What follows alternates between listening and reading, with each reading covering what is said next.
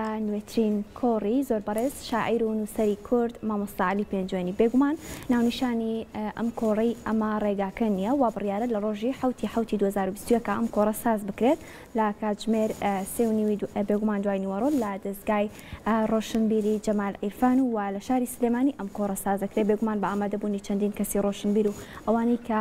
هۆنراوە و بابەتەکانی ئەدەبیاتیان بە شێوازێکی شتی بەلاوە گرنگە دەتوانن بەشداری ئەم کۆڕە بکەن کە بۆ ناساندنی نوێترین بەرهەمی ئەم